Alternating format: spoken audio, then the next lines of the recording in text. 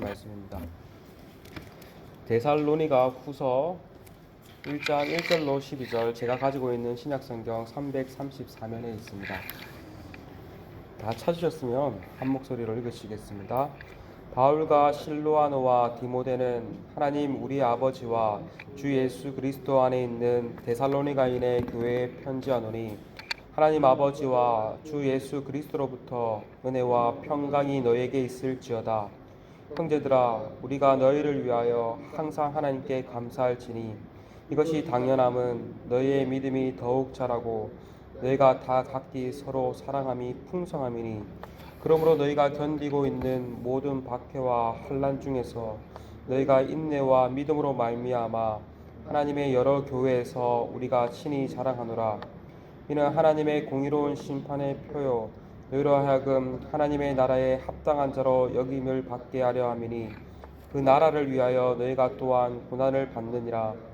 너희로 환난을 받게 하는 자들에게는 환난으로 갚으시고 환난을 받는 너희에게는 우리와 함께 안식으로 갚으시는 것이 하나님의 공이시니, 주 예수께서 자기의 능력의 천사들과 함께 하늘로부터 불꽃 가운데 나타나실 때 하나님을 모르는 자들과 우리 주 예수의 복음에 복종하지 않는 자들에게 형벌을 내리시리니, 이런 자들은 주의 얼굴과 그의 힘의 영광을 떠나 영원한 멸망의 형벌을 받으리로다.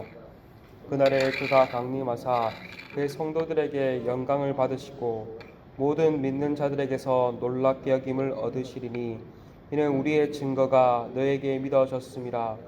이러므로 우리도 항상 너희를 위하여 기도함은 우리 하나님이 너희를 그 부르심에 합당한 자로 여기시고 또한 모든 선을 기뻐함과 믿음의 역사의 능력으로 이루게 하시고, 우리 하나님과 주 예수 그리스도의 은혜대로 우리 주 예수의 이름이 너희 가운데서 영광을 받으시고 너희도 그 안에서 영광을 받게 하려 함이라. 아멘. 지난 주간에 데살로니가 전서를 살펴보았고, 오늘부터 데살로니가 후서를 살펴봅니다. 데살로니가 후서는 바울이 데살로니가에 보낸 두 번째 편지입니다. 첫 번째 편지인 데살로니가 전서를 통해 바울은 환난과 핍박 가운데 있는 데살로니가 교회 성도들을 향해 믿음을 격려하며 특별히 예수님의 재림을 맞이하는 성도의 자세에 관해서 말을 하였습니다. 그런데 이런 데살로니가 교회에 마지막 때에 관한 잘못된 가르침이 들어왔습니다. 거짓 교사들은 예수님의 재림이 이미 임했다고 주장하였습니다. 이런 가르침이 데살로니가 교회 성도들의 마음을 흔들었습니다. 당시 극심한 핍박 가운데 있던 데살로니가 성도 중 일부는 그 가르침에 미혹되어 일상의 생활을 버린 채 도피적인 삶을 살고 있었습니다. 예수님의 재림이 임박했으니 이제 일할 필요도 없어라며 게으르게 행동했습니다. 그러기에 바울은 두 번째 편지인 데살로니가 후서를 보냄으로써 예수님이 재림이 이미 임했다는 거짓 교사들의 가르침에 미혹되지 말 것을 권면한 것입니다. 그래서 2장 2절은 이렇게 말합니다. 영으로나 또는 말로나 또는 우리에게서 받았다는 편지로나 주의 날이 이르렀다고 해서 쉽게 마음이 흔들리거나 두려워하거나 하지 말아야 한다는 것이라.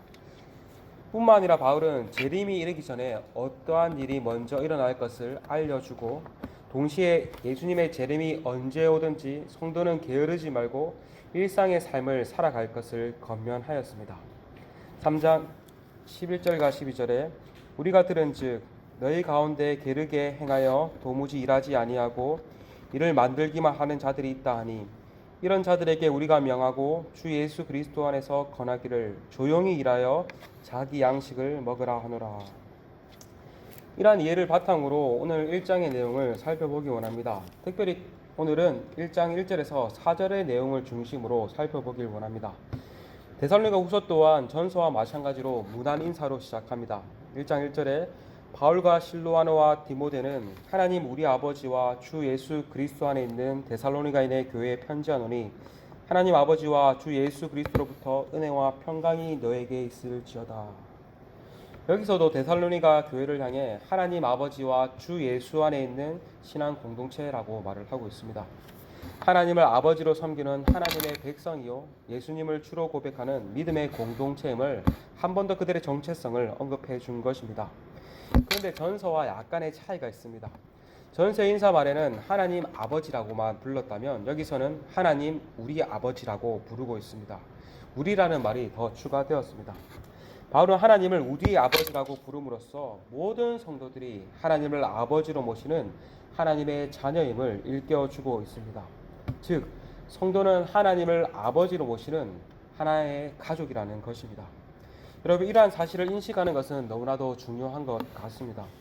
우리가 교회에서 형제님, 자매님이라고 부르는 이유 또한 바로 여기에 있습니다.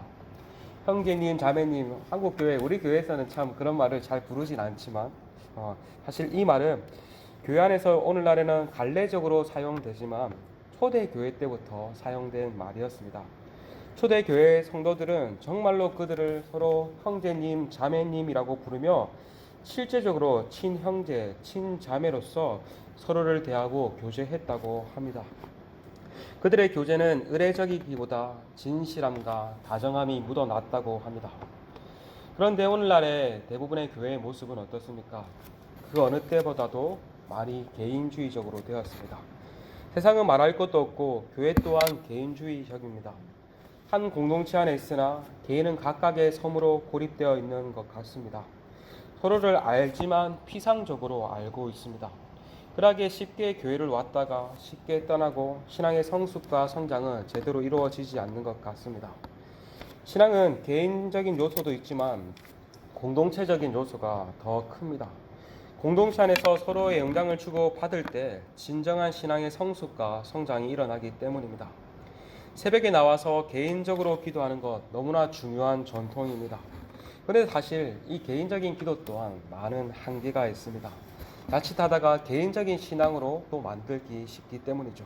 그래서 프랑스에 가면 미션 디모디라는 신앙 공동체가 있는데 이들은 개인적으로 기도하지 않고 아침마다 함께 모여서 간단하게 말씀을 나누고 서로의 기도 제목을 나누며 함께 기도한다고 합니다.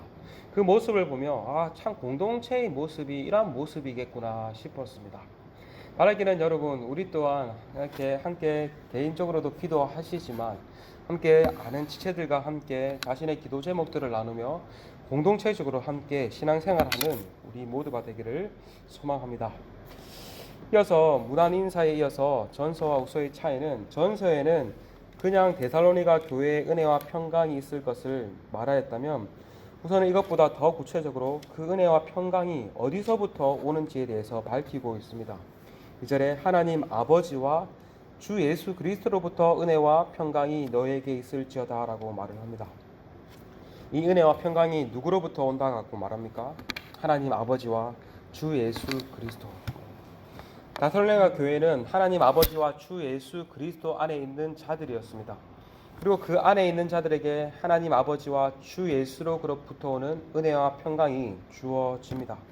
제가 지난주 월요일에 말씀드렸듯이 은혜와 평강은 인간이 누릴 수 있는 최고의 복이요 최대의 복입니다. 구원을 받는 자들에게 하나님께서 주시는 최고의 은혜인 거죠. 받을 자격이 없는 나에게 예수 그리스도의 공로로 말미암아 값없이 주시는 은혜, 그 은혜를 받은 자들에게 하나님과의 관계 안에서 누릴 수 있는 평화, 이 은혜와 평강의 복이 하나님과 그리스도 안에 하나님과 그리스도로부터 주어짐을 알 수 있습니다. 여러분, 결코 은혜와 평강은 그리스도 밖에서, 하나님 밖에서 주어지지 않습니다. 다른 무엇으로부터도 주어지지 않습니다. 사실 세상 사람들은 말은 안 하지만 사실 그들이 추구하는 것 또한 다 은혜와 평강입니다. 모든 사람들은 행복한 삶을 추구합니다. 그러나 참된 행복은 그들이 추구하는 가치에 있지 않습니다. 소유의 많고 적음, 지혜의 높고 낮음, 영성에 있지 않습니다. 그것들이 결코 행복을 보장해 주지 않습니다. 행복은 어디에 있습니까? 바로 하나님 아버지와 주 예수 그리스도 안에 있습니다. 이 안에서 우리는 참된 행복을 맛보고 누릴 수 있습니다. 그런 의미에서 하나님과 그리스도 안에 있는 우리 거는 정말 참으로 복된 자들인 것입니다. 오늘 하루도 정말 다른 어떤 것에서 은혜와 평강이 있지 않고 오직 하나님 아버지와 주 예수 그리스도 안에서 평강이 있다는 것을 기억하며 하나님께서 우리 가운데 주시는 은혜와 평강을 풍성히 맛보는 우리 모두가 되시길 소망합니다. 문안 인사에서 바울의 감사 제목이 나옵니다. 앞서 보낸 편지에서 바울은 데살로니가 성도 안에 있는 믿음의 역사와 사랑의 수고와 소망의 인내로 인해서 감사하였습니다. 이 두 번째 편지에서도 비슷합니다. 바울은 하나님께 데살로니가 성도의 믿음과 사랑으로 인해 감사한다라고 말을 합니다. 3절입니다. 형제들아 우리가 너희를 위하여 항상 하나님께 감사할지니 이것이 당연함은 너희의 믿음이 더욱 자라고 너희가 다 각기 서로 사랑함이 풍성함이니. 이처럼 데살로니가 교회는 믿음이 충만하고 사랑이 풍성한 공동체였습니다. 그들은 그런데 평범한 환경 가운데 믿음과 사랑을 따라 살아간 것이 아닙니다. 여러 박해와 환난 가운데 믿음과 사랑을 선보였습니다. 일상생활에도 믿음과 사랑을 따라 살아가기 쉽지 않은데 환난 가운데 이렇게 살아갔다니 정말 대단한 공동체였던 것 같습니다. 여기서는 근데 소망을 언급하고 있지 않습니다. 박해와 환난 중에 근데 4절에 보니까 박해와 환난 중에 인내했다라고 말하는 것을 보니까 소망의 인내도 그들 또한 있었던 것 같습니다. 믿음과 사랑과 소망이 충만한 공동체. 이것이 바울에게는 항상 하나님께 드려지는 감사의 기도 제목이었던 것입니다. 그것으로 말미암아 여러 교회에 친히 자랑했던 자랑거리였던 것입니다. 여러분, 우리가 하나님께 드릴 수 있는 최고의 감사와 자랑 또한 여기에 있어야 되지 않을까요? 우리 개인에게 베푸신 것만으로도 충분히 감사하고 자랑할 수 있지만 내가 아닌 다른 형제 자매들의 믿음과 사랑과 소망을 보고 우리 또한 감사하고 또 자랑해야 되지 않겠습니까? 아마 영혼을 맡고 있는 구역장님들, 또 자녀 양육을 하시고 계시는 부모님들은 이것을 조금 아실 것입니다. 바울은 영혼을 맡고 있는 목자로서 영적 아비와 어미로서 자신의 가르침을 통해 복음을 들은 그들이 복음에 합당하게 믿음과 사랑과 소망의 열매를 맺고 있다는 사실이 얼마나 큰 감사요 자랑거리였는지 모릅니다. 그런 의미에서 바울의 감사와 자랑은 우리의 것과 질적으로 많이 다르지요. 우리는 우리 가족, 나의 것으로 인해서 감사하고 자랑할 때가 참 많은데 영적 아비인, 영적 어미인 바울은 다른 지체들의 그러한 모습을 보고 감사하고 하나님께 자랑했습니다. 여러분, 오늘 이 새벽에 나를 위한 기도, 우리 가족을 위한 기도도 너무나 좋지만 다른 지체들을 위한 기도를 좀 많이 했으면 좋겠습니다. 특별히 기도하시면서 떠오르는 지체들, 또 한우들, 또 영적으로 낙심한 지체들을, 또 내가 섬기고 있거나 속한 모임과 공동체에 있는 지체들을 위해서 함께 기도하는 시간을 가졌으면 좋겠습니다. 그래서 정말 그들 안에 있는 믿음과 사랑과 소망으로 인해서 또 우리도 감사하고 자랑하노라고 고백할 수 있는 우리 모두가 되시기를 간절히 소망합니다.